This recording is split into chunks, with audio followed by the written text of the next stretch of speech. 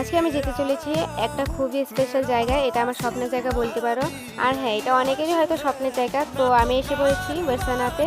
আর এখন আমরা যাব রাধারানী মেহেলে। তো আমি ভাবতে পারিনি আমি এখানে সেকেন্ড বার আবার আসতে পারবো বলে, কিন্তু যাই হোক, রাধারানী নিজে থেকে ডেকেছে বলেই হয়তো আমি যেতে পারছি। আর হ্যাঁ, মা আর ভাই এবার প্রথমবার যাচ্ছে, তো ওরাও খুবই এক্সাইটেড ছিল। রাধারানী মেহেলে যাওয়ার জন্য 300 সিঁড়ি পেরিয়ে যেতে হয়।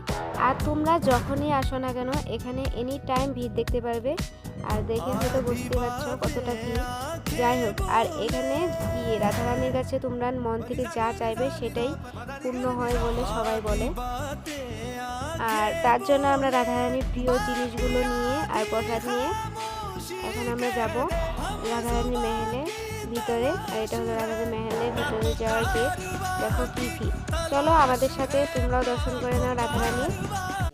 এখানে রাধারানী এখনও বিরাজমান আছে, তাই এখানে এসে তোমরা রাধারানীর কাছে মন থেকে যাই চাও না কেন সেটা অবশ্যই পূরণ হয়। আর এটা হলো মেহেলের বাইরের দিকে, যেখানে রাধারানী রাত্রি করে রাসলীলা করে। আর অনেক সাধু সন্ন্যাসীরা বলে থাকে যে এখানে শুধু তারাই আসতে পারে যাদেরকে রাধারানী নিজে থেকে ডাকে।